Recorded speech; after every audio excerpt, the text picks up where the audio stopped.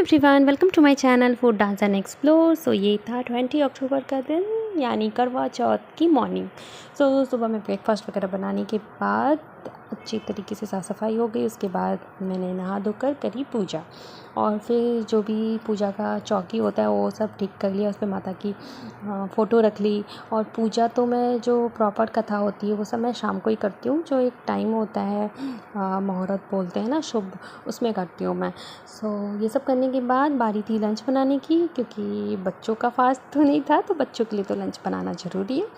सो मैं आ गई थी बच्चों के लिए पालक राइस बनाने, जो कि हेल्दी भी होता और फटाफट बन के तैयार भी हो जाता, और बच्चों को भी ये पसंद आती है मेरे घर में। सो इसके लिए मैंने बस पालक को ब्लांच वगैरह नहीं किया था।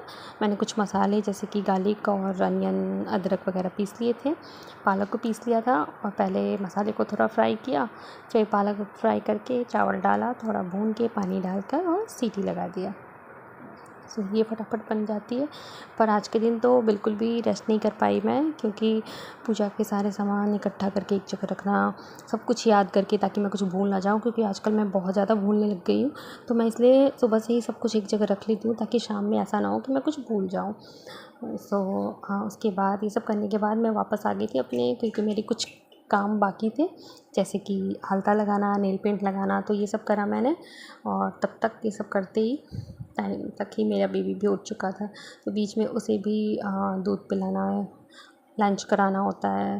फिर लंच कराने के बाद कुछ देर के बाद फिर और भी चीज़ें होती है, सब कुछ करना होता है। सो यहाँ पे मैं कॉटन की हेल्प से लगा रही थी आलता।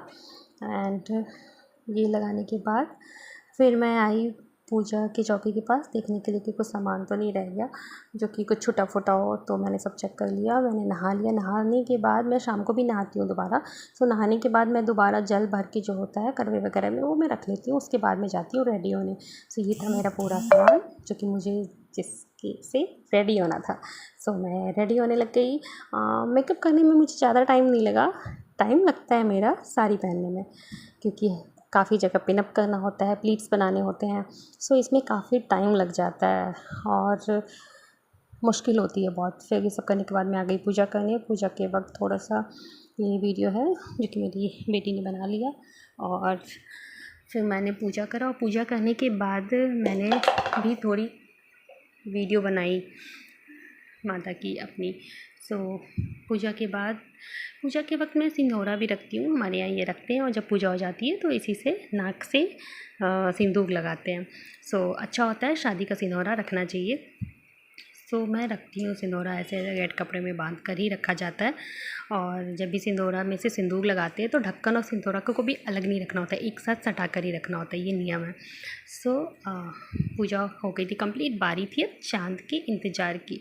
सो लग गई मैं अब चाँद का इंतज़ार करने। मेरे हस्बैंड भी ऑफिस से नहीं आए थे, सो मैं उनका भी वेट कर रही थी। आज उनको थोड़ा लेट हो गया आने में।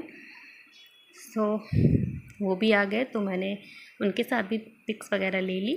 और फिर अब बारी थी दोबारा चाँद की इंतज़ार की। तो चाँद भी निकल चुका था, तो मैं करने लग गई चाँद की पूजा।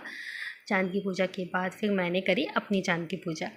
सो मैं यहाँ पे भूल गई थी, मुझे शादी वाली चुन्नी लेनी थी सर पे। फिर मुझे जब याद आया तो मैंने वो मंगवाया, फिर डाला सर पे, और दोबारा फिर सही से करा मैंने पूजा।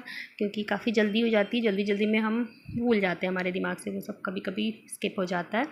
सो पूजा करने के बाद बारी थी मेरे हस्बैंड के गिफ्ट देने की, और ये था मेरा गिफ्ट, जिसे देख कर मैं बहुत खुश हुई, मुझे अच्छा लगा। उसके बाद ये था हमारा करवा चौथ स्पेशल थाली।